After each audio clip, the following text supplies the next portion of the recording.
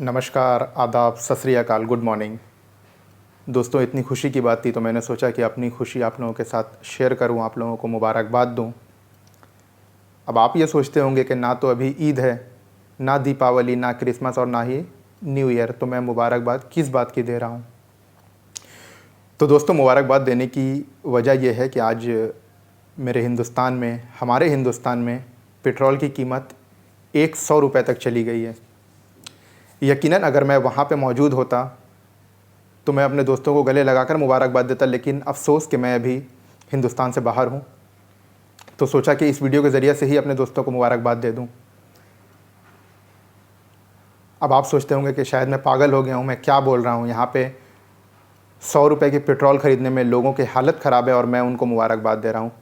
लेकिन दोस्तों, ये मैं नहीं कह रहा, ये बीजेपी की पार्टी और उनसे जुड़े सारे लोग कह रहे हैं कि आज पेट्रोल 100 रुपये हुआ है तो ये देश के हक़ में हुआ है।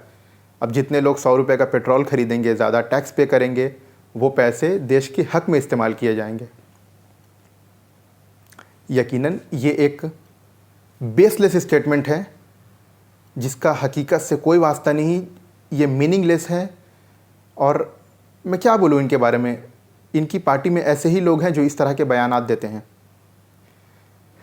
लेकिन अफसोस की बात है दोस्त कि जो कोई भी इनके ख़िलाफ़ बात करता है, हक़ की बात करता है, सही बात करता है, वो इनको देशद्रोही बता देते हैं, देश का दुश्मन बता देते हैं। बड़े शर्म की बात है, बड़े शर्म की बात है कि ये अपने ऑपोजिशन को नहीं झेल सकते, ये एक कॉमन पब्लिक को नहीं झेल सकते और इस तरह के भाषण देते हैं वो। मैं सीधे सीधे ये कहना चाहता हूँ कि पीएम मोदी जब इलेक्शन के टाइम करीब आते हैं तो वो देश को तोड़ने का काम करते हैं, हिंदू मुसलमान की बात करते हैं। वो बात करते हैं कि हमने पाकिस्तान को लाल आँख दिखाया, हमने पाकिस्तान को हरा दिया, हमने पाकिस्तान को डरा दिया। दोस्त, आज देश में मुद्दा ये नहीं है कि पाकिस्तान क्या कर रहा है और वो कैसी हालत में है।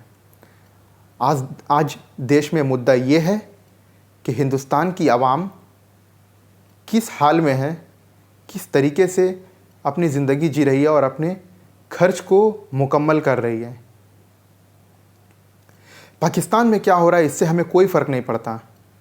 हमारे बच्चे अच्छी तालीम हासिल करें, हमारे पास अच्छी रोज़गार हो, हम खुशी से रहें, भाईचारगी से रहें, मिलजुल कर रहें, ये इम्पॉर्टेंट है।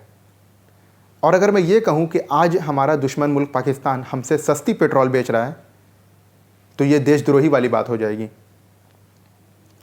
जी हाँ दोस्तों, आज जिस तरीके का हिंदुस्तान इन्होंने बना दिया है, यहाँ पे हक़ की बात करना देशद्रोही है, हक़ की बात करने वाला देशद्रोह है, सच बोलने वाला देशद्रोह है और सरकार को उनकी औकात बताना देशद्रोह है।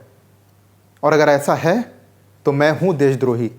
आप मुझे देशद्रोही बोल सकते हैं, लेकिन यकीन जानिए मैं इस तरह की हक़ की बात करता रहूँगा, सच बोलता रहूँगा और जो चीज़ पब्लिक के ख़िलाफ़ होगी उसके ख़िलाफ़ आवाज़ उठाता रहूँगा।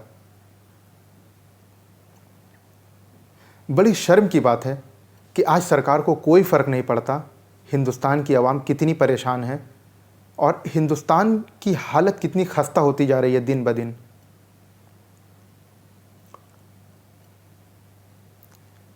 अफ़सोस, सद अफ़सोस। और मैं चाहूँगा कि आज पब्लिक ये समझे कि उनके साथ कितना गलत किया जा रहा है। लेकिन कुछ लोगों की आंखों में भक्ति का पर्दा पड़ा है। उन्हें ऐसा लगता है कि मेरे घर में खाना बने चाहे नहीं बने, मोदी जी पीएम रहेंगे। तो अगर ऐसा है तो फिर ठीक है। ये गलती उनकी नहीं है दोस्तों, ये गलती हमारी है कि हमने इन जैसे लोगों को सिलेक्ट करके उस गद्दी पर बिठाया और आज वो उसका नाजायज़ फ़ायदा उठा रहे हैं। तो यकीनन ये गलती हमारी है और जब ये गलती हमारी है तो इसे सुधारने की ज़िम्मेदारी भी हमारी होती है। बहुत शुक्रिया। जय हिंद।